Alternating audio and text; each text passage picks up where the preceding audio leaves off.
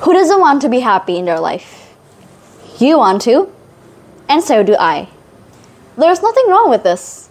But in reality, most people don't seem happy. Why is that? As a very curious teenager, I did a small research. I found several factors why people can be unhappy. But there is one factor that is very interesting to me. It turns out that a lot of people are unhappy at work, even though they spend most of their life there. To be precise, statistics say it is 29.4% of your total waking hours over a 50-year working life period, assuming we have 8 hours of sleep at night. There are still surprising facts. 85% of people are unhappy at work, and only 13% of people work according to their passion. Wait. What is this?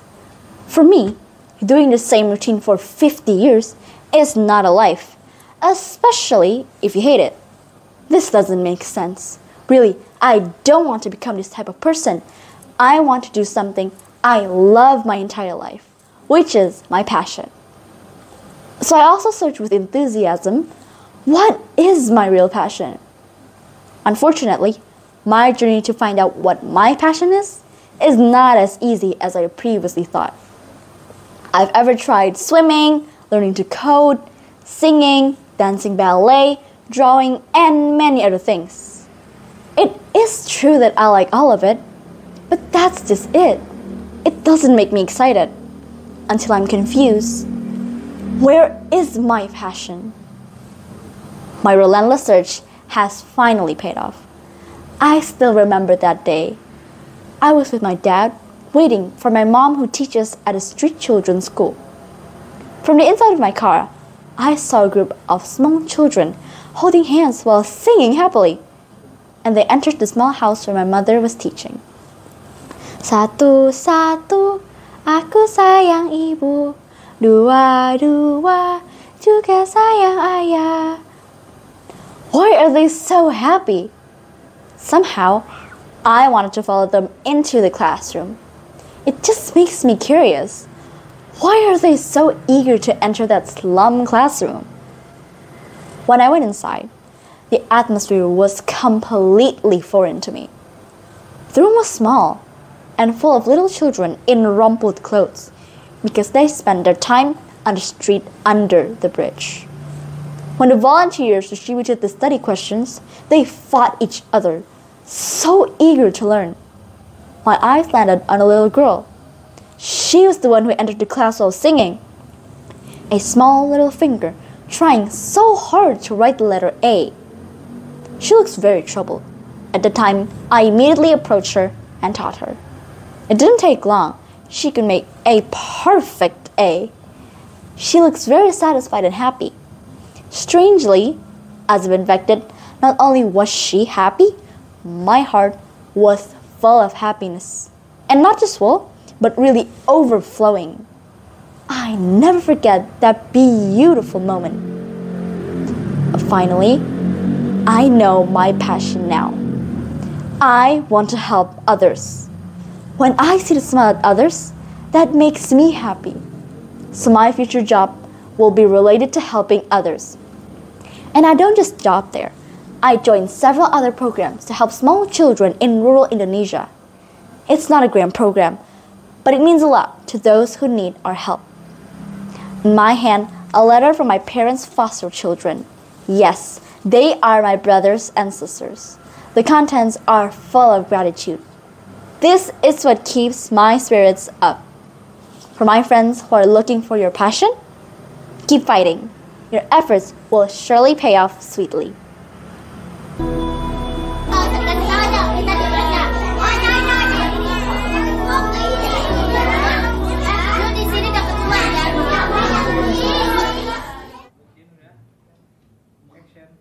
Assalamualaikum warahmatullahi wabarakatuh. Ladies and gentlemen, before I start my speech, I want to tell you something. Did you know about these businesses, jobs, or professions? They used to exist in the past, but now gone extinct. And the question is, why? Simple answer, because technology is advancing. I am Chalista Bintang Sirius from 5th grade Lab School Cibubur. I'm very excited as well as grateful for having the opportunity to participate in this ISC Speech Contest 2023. I hope you are all feeling great like I am right now. Passion. Talk about passion. It is a quiet, interesting topic. There are numerous things to talk about based on passion. A desire or strong liking to some activity, object, or concept. From what passion you have and the willingness to train it, it can shape your future profession. To find your passion, you need to know and you need to understand what you're interested in. It's something that makes you feel elated and happy. Like me, I'm passionate about art. Why? You can express your feelings, ideas, imagination through various forms. The way I will define art is the freedom of expression. I found my passion in art, and when I do that, I feel very happy and free. Passion in art is the initial preparation or the first step to compete in the creative industry. For this, I did some research. It shows that the role of creative industry in the world has more opportunities and is recognized as a key priority in rebuilding and balancing our economy. GCI index shows that in countries where most people really support art, it has drawn a connection to increase economic development. Back to the advancing technology issue that I said earlier, in my opinion, creative industry is irreplaceable and can survive through the evolving technologies. And many of you will think it could be replaced entirely by artificial intelligence. Based on my research, apparently AI can only mimic a style and not all the way create an artwork by itself. AI relies on algorithms for content. Doesn't that lead to possible plagiarism? Ladies and gentlemen, try to compare an art by AI and an art made by a person. Maybe the AI art looks very astonishing, but it has many flaws, from lack of emotion and unoriginal. However, you can see that an art made by someone always has a meaning, emotion, and hardworking effort. But I'm not saying that AI is always a bad thing. Based from my study and summarized ideas, AI could be a good thing. And I agree about that. Like, it can benefit businesses and much more. But the bad part is, it could be the elimination of creative jobs and weakening human creativity. I will say the human passion can never be replaced by technology, but technology is the outcome of human passion. Ladies and gentlemen, to close my speech, author Gabrielle Bernstein once said, "Allow your passion to become your purpose, and it will one day become your profession." Be careful when finding your passion. Find passion that can make you happy, can be used, resistant, and sustained in the future. Follow your passion from now and reach what you dream of. That is all for my speech. Thank you and wassalamualaikum warahmatullahi wabarakatuh. Do you remember when you first started speaking? Well, I don't, and I'm assuming that you don't either. I see speaking as something that has always been there ever since I can remember, which is actually the same way I view books. I remember when I first started reading, but books have always been there. I quite literally grew up with books, and because of this, I am pretty much the person that I am today. Greetings, honorable judges, ladies and gentlemen. My name is Gachi Sejatamba, and I am an 8th grader from Tarakanta for Jakarta.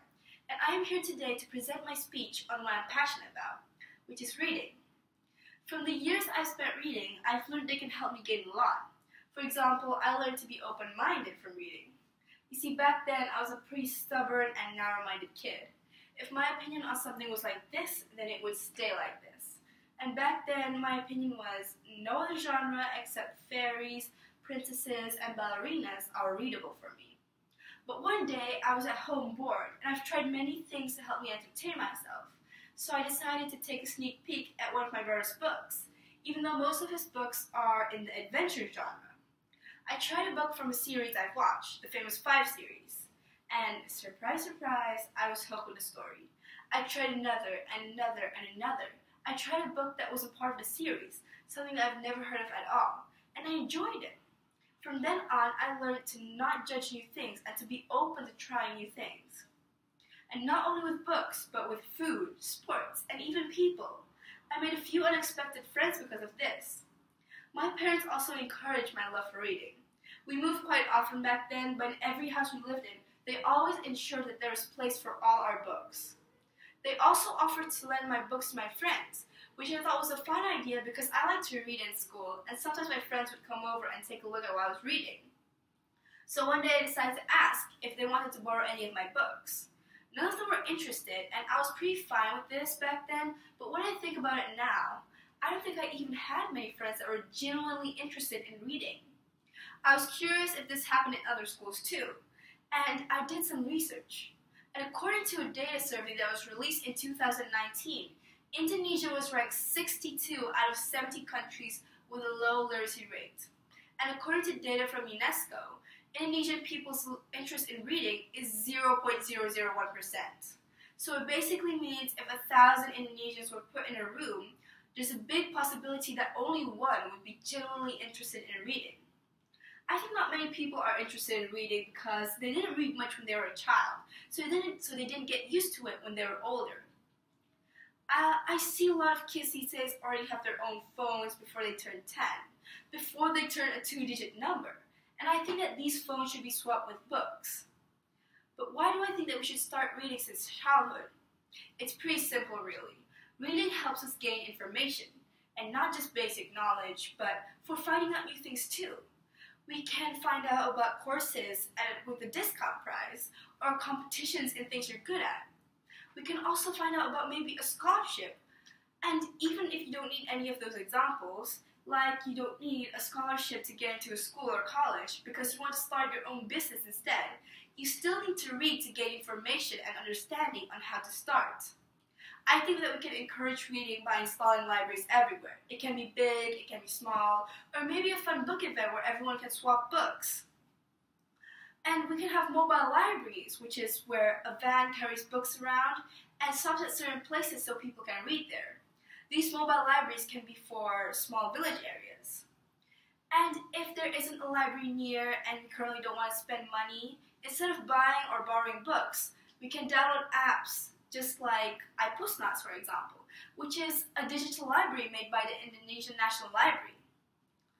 But I do recommend you to read an actual book instead of reading online, because if we read online, we may be tempted to open other things, maybe because of a notification or something else. Before I end my speech, let me remind you once again that we can gain a lot from reading. Developing your imagination. We can experience lots of different types of worlds, knowledge, understanding, and many, many more. Reading is very helpful in our lives, and we should encourage that and spread the habit of reading. Just as Mortimer J. Adler once said, reading is a basic tool in the living of a good life. So let's all start new habits and encourage each other to read more. That's it for my speech. Thank you for listening. Goodbye. In today's age of digital media, students are usually more inclined to consume content rather than writing it. This might be because writing requires a ton of effort and time to be put into. Students who have a busy schedule see it as a deterrent, and students who lack confidence see it as a daunting task to accomplish. However, writing is a powerful tool that allows you to be imaginative, it allows you to be creative, it allows you to build whatever you need into something amazing. So when we give these students some time, when we give these students encouragement, they will create anything from the top of their heads. When it comes to fantasy, that's a very broad genre of story writing because it has things like intricate plots, it has things like complex themes, it has things like developing dynamic characters that live and thrive in that world. When writing a fantasy fiction, it's usually broken down to many parts that result in its overall success. However, when we start to see it clearer, the base really just falls into three components. Those being the characters, the environment, and the conflict that drive the story forward. Let's start with the environment. The environment is where all of the life flourishes. It's where all of the settings, all of the scenes take place. But to have a flourishing and ambient environment, you of course gotta meet the atmosphere, the thing that sets the tone and mood of how the scene is gonna play out. An example of this is One Piece, some show I enjoy myself. One Piece is able to create a moment of crisis, however, managed to put humor in it, which engages the audience to keep on watching. These humorous moments are created by characters who have different dynamics, and it shows that they behave differently when interacting with one another.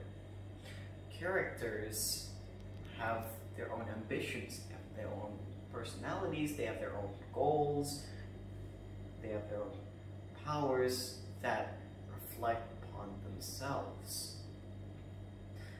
The power system, when it comes to creating it, is difficult. However, One Piece manages to create ridiculous powers, wacky powers, that is entertaining yet not powerful because it has its own drawbacks. The characters go through conflicts and they grow. In One Piece, the conflict on surface level is just about pirates versus navy trying to take each other out.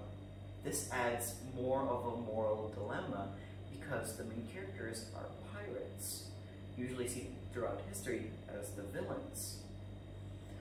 The conflict helps these characters grow, it adds more complexity, and it adds more depth to them. The conflict is usually categorized into something like human versus supernatural, human versus robot, technology, and basically anything works. As long as you have an image in your head, you're able to implement it with writing. So to sum it up, you're able to create a wonderful, unique story as long as you have the three components in your head. Although there are challenges to overcome, such as digital distractions, you have time constraints, you have lack of confidence, you're able to beat all of those things with enough patience, because writing has more positivity that outweighs the negatives. Have fun writing your story.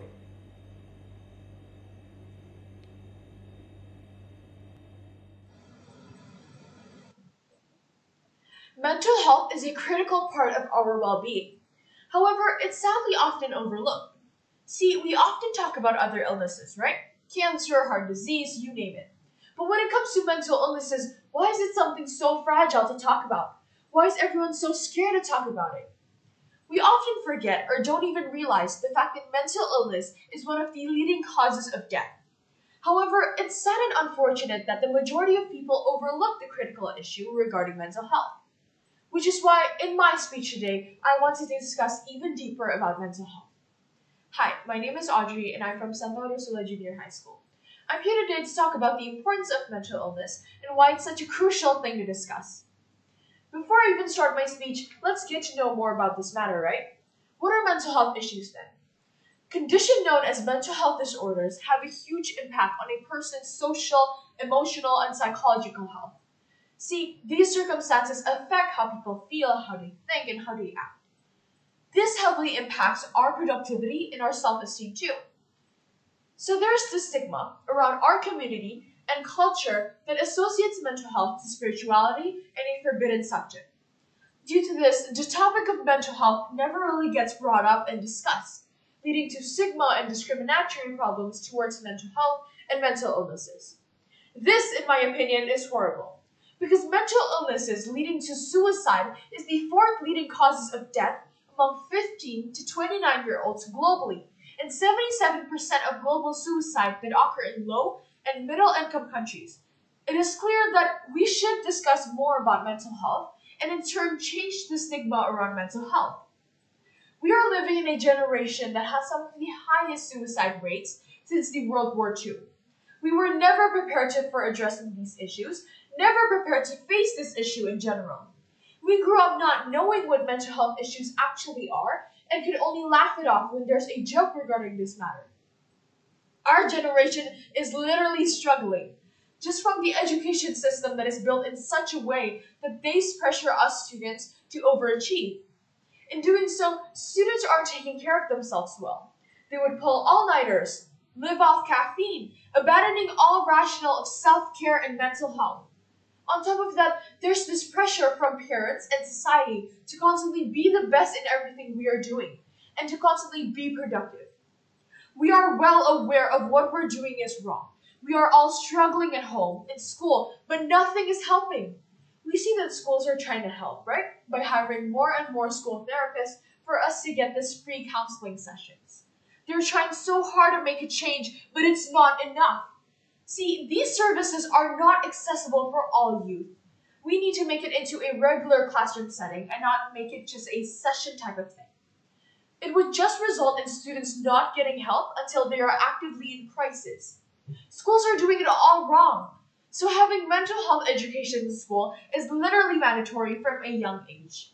We need to understand why we feel the way we do, understand our feelings, and not box our complex feelings out.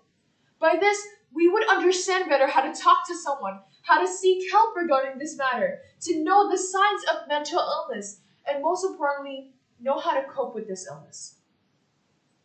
See, I understand that since most of us aren't professionals, we should at least be a supportive environment to those who in need. Whether it is listening to their rants, comforting them, or basically being by their side.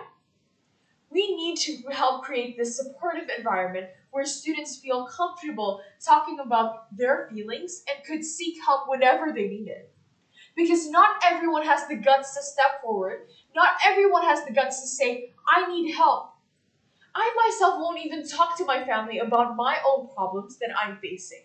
Why? Because my family is not the type to check in on my mental health or even listen to any of my rants regarding this matter. This is quite an example of our status quo. We don't check in on our family, don't check in on our friends, nor students to see whether they're doing okay or not. So in conclusion, I hope they soon realize how mandatory it is to have this education in every institution by making school counselors and therapists more accessible for all youth. This is a change we need, a change to make mental health issues not a forbidden subject to discuss anymore and making mental wellness a priority. Thank you. As a requirement to graduate from Pambangunan Jaya Elementary School, each student needed to deliver a final project of their own.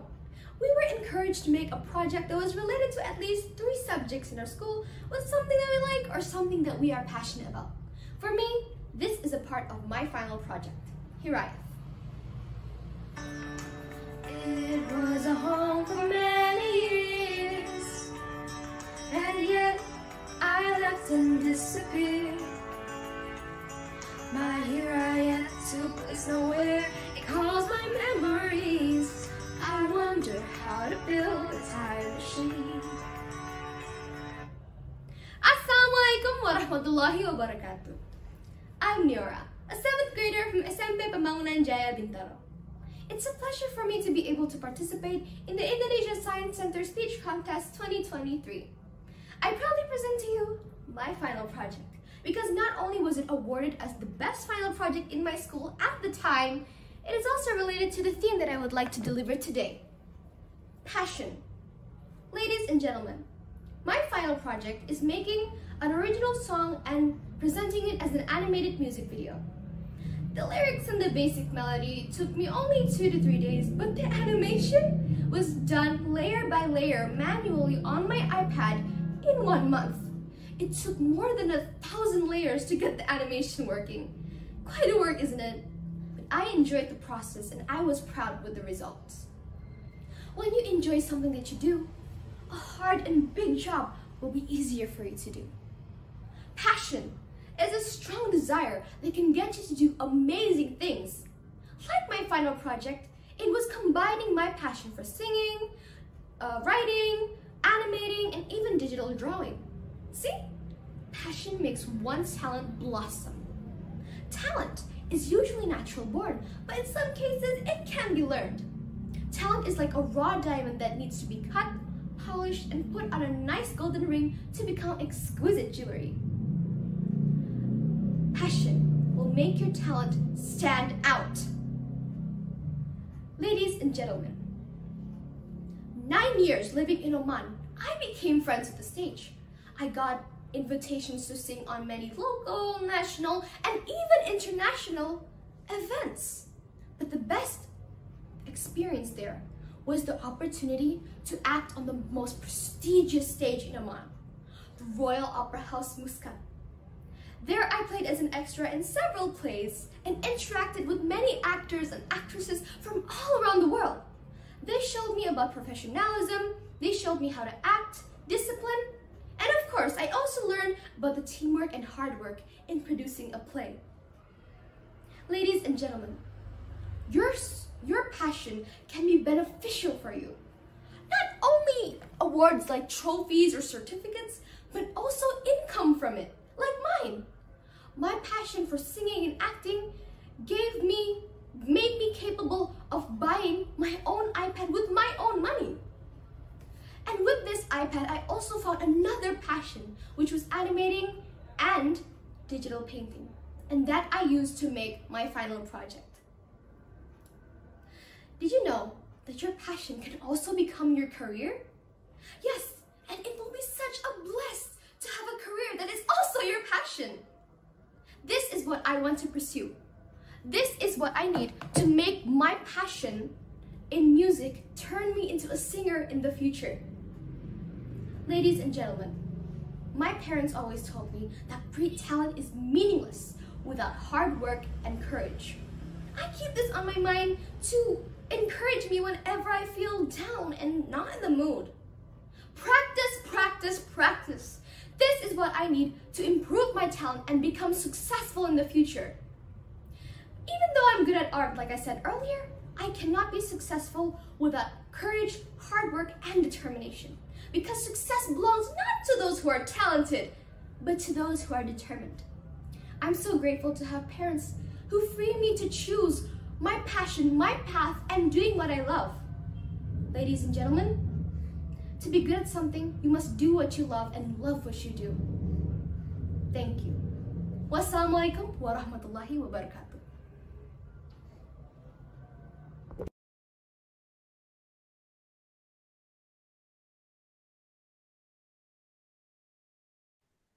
Assalamualaikum warahmatullahi wabarakatuh. Greetings to everyone who's watching this video, and thank you for giving your precious time. My name is Aisha Iskandar, and I'm from Junior High School 19, Jakarta. Vincent van Gogh once said, "The way to know life is to love many things." Should someone ask me what I like, I would answer that I like many things, such as science, coding, math, and nature. But if someone asked me what I'm passionate about, I wouldn't know what to answer. Quoting from the Cambridge Dictionary, passionate means showing or caused by strong feelings or a strong belief. As a Panchasila student, I felt that I was being challenged to find the answer and also to fulfill my curiosity. Those things that I mentioned before, science, coding, and math, were my learning journey to enhance my skills in preparing for my future work. But how about nature? Nature's not a skill, and I love it. So I concluded that my passion is nature. My passion for nature has been developing since I was young. I love trees. Compared to my neighborhood, I live in a house that has many trees. I got involved in green activities, such as picking up trash from the street. So I was raised to love nature, thus to be concerned about our environment. And I realized that our environment needs our help. For example, this image was taken from IQAir.com, accessed on March 30th, 2023, showing a part of South Jakarta. As you can see, there are 5 circles with yellow or orange colors and numbers on them. These are the air quality stations. Let's zoom in on my school location. The nearest station device showed 127 with an orange color. This means that the surrounding air quality detected by that device at the time is unhealthy for specific groups. The key causes of air pollution are the growing transportation system and the Industrial Revolution. Air pollution is not just an environmental issue. It's an issue of health and well-being. It can lead to lung cancer and even heart attacks. It won't be impactful if we individually try to manage the air pollution. However, the results can be remarkable if we work together on clean air. For example, the Net Zero School Project is implemented in 4 public schools in Jakarta to support Jakarta's commitments in reducing greenhouse gas emissions by 30% by 2030. And according to the Ministry of Education, Culture, Research, and Technology, there are 2,009 public schools in Jakarta. So you can imagine how impactful the Net Zero School Project should be if implemented at all public schools in Jakarta. Finally, to summarize my speech, I discovered that I'm passionate about nature, specifically the environment. Protecting the environment for future generations should be part of our everyday life.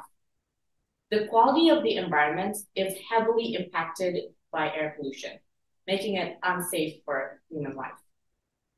We can make a difference by reducing air pollution and making our health safer. A snippet of a quote by Jason Momoa, an American actor, once said, "If I start liking something, I'll just learn it to the absolute max." Thank you for your kind attention. Wassalamualaikum warahmatullahi wabarakatuh. Honorable judges and respectful audiences, Assalamualaikum warahmatullahi wabarakatuh. Firstly, I would like to thank Allah Subhanahu wa Ta'ala for all the blessings, and may salawat and salam may always be given to our Prophet Muhammad Sallallahu Alaihi Wasallam. Ladies and gentlemen, to give a little background of myself, my name is Elisha Akila, and I'm currently studying in 7th grade in Kafila International Islamic School in East Jakarta, and I hope that you're feeling as amazing as I am right now. Ladies and gentlemen, I want to start by acknowledging that problems are a part of life, and they often make us feel like giving up. I have experienced this firsthand.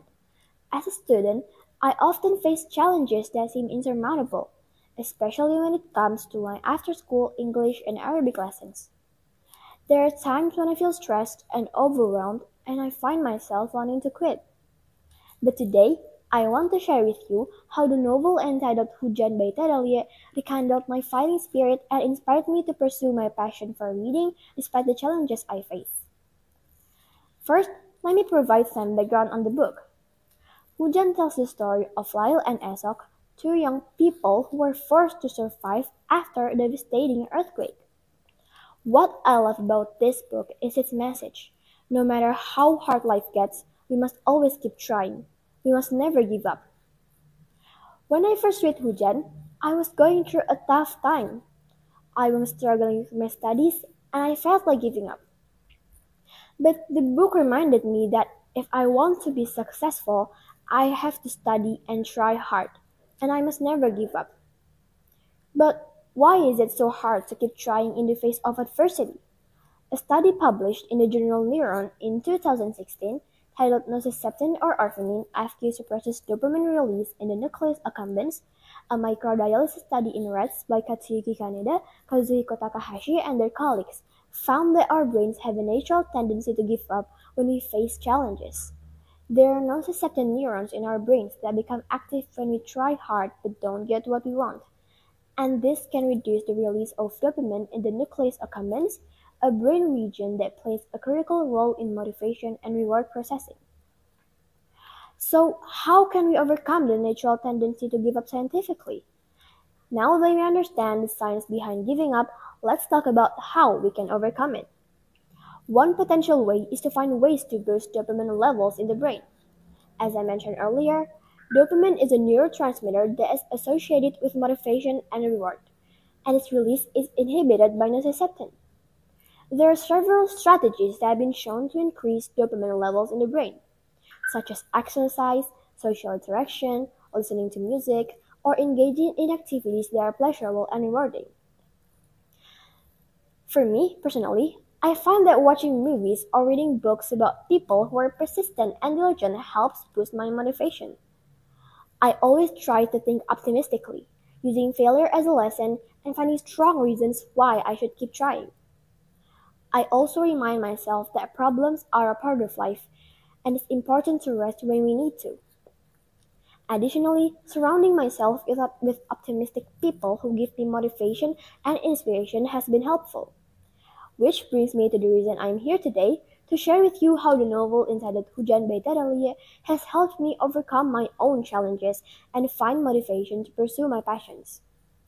In conclusion, I want to remind you that challenges are a part of life, but we must never give up.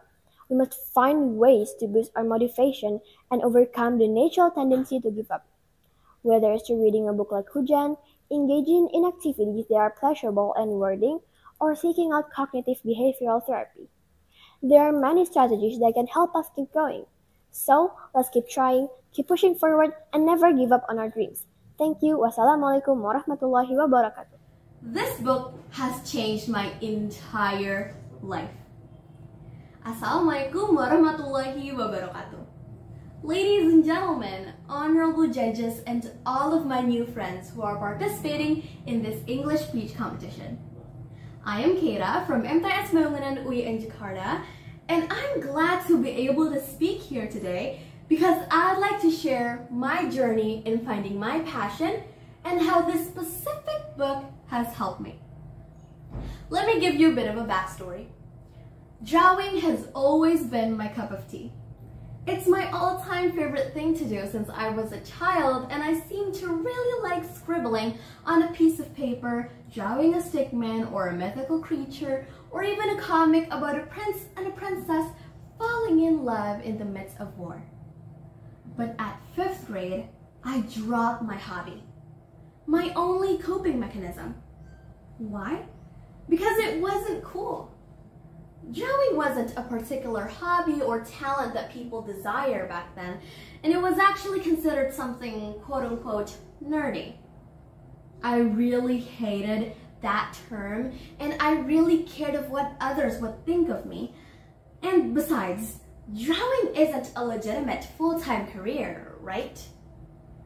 It continued until 7th grade when I found this specific book entitled Blue Period.